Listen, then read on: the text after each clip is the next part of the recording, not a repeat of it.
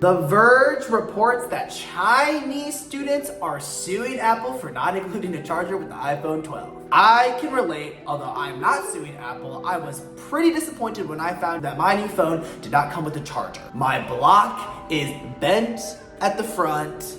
My charger is ripped. I was really getting excited about getting that new one, even though I probably shouldn't have been as excited. Also, no earbuds. What's with that? I had to pay $19 to get some new earbuds. Anyways, back to the article. The students allege that Apple's decision to not include a charger is motivated by profit. Probably, maybe a little bit true. First reported by Vice, 5 Chinese students are suing Apple for not including chargers. Now, why did this happen in the first place? According to Apple, ditching the charger and the earbuds were supposed to be for a move to reduce carbon emissions and preserve raw material. Fair. Now, of course, there's a bit of skepticism with this, especially with the potential scenario where making more phones and 5G are actually more expensive to make, so they need to save a little bit of money. The students' arguments in court hones in on this premise. They're frustrated that their new iPhone didn't come with a charger, which we think. One of the students, Xiao Fan, pointed out that because it just comes with a USB-C lightning cable, that's not something that's compatible with the wall chargers that were previously used, which is factual.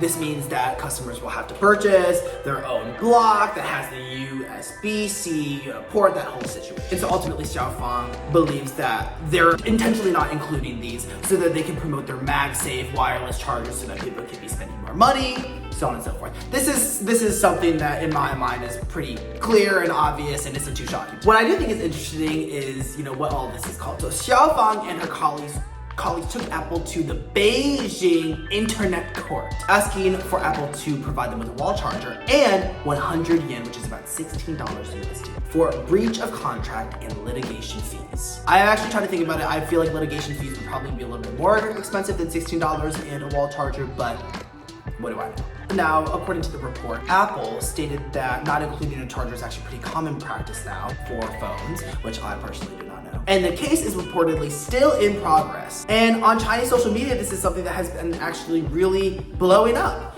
And a lot of people have been supporting the students. Of course, they address that it's not the money that actually matters in the small sum of money, but the principle. According to the Global Times, in 2019, a student sued Disney World because they did not allow people to bring food into the park. They sued the resort for 50 yuan, $7 USD, and Disney conceded and agreed to pay. I think that's pretty funny. And this is not the first time that Apple has been sued for the whole charger incident. Earlier this year, a Brazilian regulator fined Apple $2 million, which is much more than 16 USD, alleging that Apple misled its users for not providing one. I'm a big fan of this, what some may call petty stuff. But I do think that there's a point when they say that it is about a statement. As someone who is still in the market for a charger and does not want to be using the same one that I've had for 5 years, that's dirty and sometimes doesn't work, and as someone who just doesn't want to front that extra cost, I'm interested and personally invested in seeing where this goes. Maybe the iPhone 15, 16, 17, 1 million will come with a charger again. And maybe a pair of earbuds that you don't have to purchase yourself. I'll see you next time. The Frog Initiative. Thanks for tuning in and have a great day.